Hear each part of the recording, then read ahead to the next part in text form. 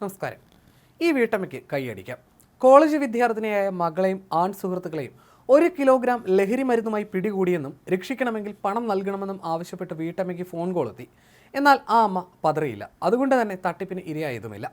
ഫോണിലെത്തുന്ന സന്ദേശങ്ങളുടെ നിജസ്ഥിതി മനസ്സിലാക്കാൻ ശ്രമിച്ചാൽ തട്ടിപ്പുകളിൽ നിന്ന് രക്ഷപ്പെടാം. അതിന് തെളിവാണ് ഈ വീട്ടമ്മയുടെ അവസരോചിതമായ ഇടപെടൽ. വീട്ടമ്മയെ CBI ഉദ്യോഗസ്ഥനിൽ നിന്ന് സ്വയം പരിചയപ്പെടുത്തിയ യുവാവാണ് ഫോൺ വിളിച്ചത്. ചങ്ങനാശ്ശേരി സ്വദേശിനിയായ വീട്ടമ്മയ്ക്കാണ് ഇന്നലെ വാട്സപ്പ് കോളിലൂടെ ഭീഷണി എത്തിയത്. ചങ്ങനാശ്ശേരിയിലെ ഒരു കോളേജിലെ വിദ്യാർത്ഥിനിയാണ് മകൾ. ഭർത്താവിൻ്റെ പേര് ചോദിച്ചാണ് ഫോൺ കോൾ എത്തിയത്. തുടർന്ന് വിദ്യാർത്ഥിനിയുടെ പേര് പറഞ്ഞ ശേഷം കുട്ടിയുടെ അമ്മയല്ലേ എന്നായി ചോദ്യം. മകൾ തന്നെയാണ് നമ്പർ തന്നതെന്നും മകളും 3 സുഹൃത്തുക്കളും ലഹരി മരുന്നുമായി തങ്ങളുടെ കസ്റ്റഡിയിലുണ്ടെന്നുമായിരുന്നു വിളിച്ചയാൾ പറഞ്ഞത്. നിങ്ങളുടെ മകൾ തെറ്റുകാരിയല്ലെന്നും പക്ഷേ അവളെ രക്ഷിക്കണമെങ്കിൽ പണം വേണമെന്നുമായിരുന്നു അവരുടെ ആവശ്യം.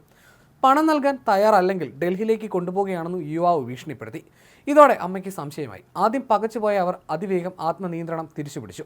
ഒരു പോലീസ് ഉദ്യോഗസ്ഥൻ ഇത്തരത്തിൽ ഫോണിലൂടെ പണം ആവശ്യപ്പെടില്ലല്ലോ എന്ന ചിന്ത നിർണായകമായി. താൻ തിരികെ വിളിക്കാമെന്ന് വീട്ടമ്മ പറഞ്ഞെങ്കിലും ഫോൺ കട്ട് ചെയ്യരുതെന്നും കട്ടാക്കിയാൽ ദുഃഖിക്കേണ്ടി വരുമെന്നുമായിരുന്നു ഫോണിലൂടെയുള്ള ഭീഷണി. എന്തും വരട്ടെ എന്ന് വിചാരിച്ച് വീട്ടമ്മ ഫോൺ കട്ട് ചെയ്തു. ഉടൻ തന്നെ കോളേജിലേക്ക് വിളിക്കുകയായിരുന്നു. മകൾ കോളേജിലുണ്ടെന്ന് തിരിച്ചറിഞ്ഞു. ഇതോടെ വിളിച്ചത് വ്യാജനാണെന്നും വ്യക്തമായി. പണം തട്ടുകയായിരുന്നു അവരുടെ ഉദ്ദേശമെന്ന് മനസ്സിലായി. വിവരം പോലീസിൽ അറിയിക്കുകയും അവരുടെ നിർദ്ദേശപ്രകാരം സൈബർ സെല്ലിൽ പരാതി നൽകുകയും ചെയ്തു. അപ്പോഴും വ്യാജ CBI ഉദ്യോഗസ്ഥൻ്റെ ഫോൺ കോൾ വരുന്നുണ്ടായിരുന്നു. ഒരു പോലീസ് ഉദ്യോഗസ്ഥൻ്റെ ചിത്രമായിരുന്നു വിളിച്ചയാളുടെ വാട്സപ്പ് പ്രൊഫൈലിൽ ഉണ്ടായിരുന്നതെന്നും വീട്ടമ്മ പറഞ്ഞു. ഇതും പോലീസിന് കൈമാറി. പല പ്രമുഖരും വ്യാജന്മാരുടെ തട്ടിപ്പിന് ഇരയാകുന്നു. അപ്പോഴാണ് ഈ വീട്ടമ്മയുടെ പ്രായോഗിക ബുദ്ധി അവരെ രക്ഷിക്കുന്നത്. യാക്കോബായ സഭ നിരണം ഭദ്രാസനം മുൻ അധ്യക്ഷൻ ഡോക്ടർ ഗീവർഗീസ് മാർ കൂർലോസിന് ഓൺലൈൻ തട്ടിപ്പിലൂടെ 15 ലക്ഷം രൂപ നഷ്ടപ്പെട്ട സംഭവം ഏറെ ചർച്ചയായിരുന്നു. മുംബൈയിലെ കള്ളപ്പണ ഇടപാടുമായി ബന്ധപ്പെട്ട കേസിൽ അകപ്പെട്ടെന്ന് തെറ്റിദ്ധരിപ്പിച്ചാണ് തട്ടിപ്പ് നടത്തിയത്.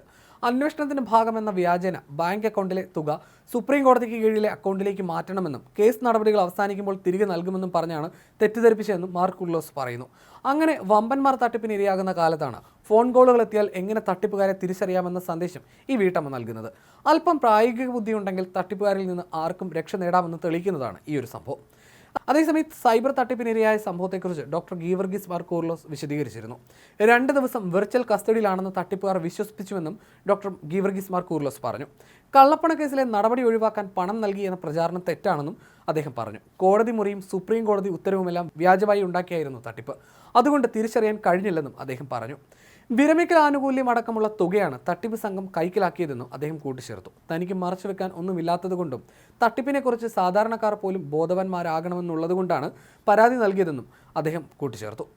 മുംബൈയിലെ നരേഷ് ഗോയൽ എന്ന ആൾ ഉൾപ്പെടെ കള്ളപ്പണം വെളുപ്പിക്കൽ കേസിൽ മാർ കൂർലോസിന്റെ പേരുമുണ്ടെന്ന് അറിയിച്ചു. ഇത് വ്യക്തമാക്കുന്ന ചില വ്യാജരേഖകൾ കാട്ടുകയും ഓൺലൈൻ മാർഗം ഓഗസ്റ്റ് 2-ന് ജുഡീഷ്യൽ വിചാരണ നടത്തുകയും ചെയ്തു. കേസിൽ നിന്ന് ഒഴിവാക്കണമെങ്കിൽ പിഴയടയ്ക്കാൻ ആവശ്യപ്പെട്ടു. ഇതിനായി തട്ടിപ്പ് സംഘം അവരുടെ സ്വകാര്യ ബാങ്ക് അക്കൗണ്ട് വിവരങ്ങളും നൽകി. തുടർന്ന് മുൻ മെത്രാപ്പോലിത്തയുടെ അക്കൗണ്ടിൽ നിന്ന് 2 ദിവസങ്ങളായി 15 ലക്ഷത്തിലധികം രൂപ തട്ടിയെടുക്കുകയായിരുന്നു.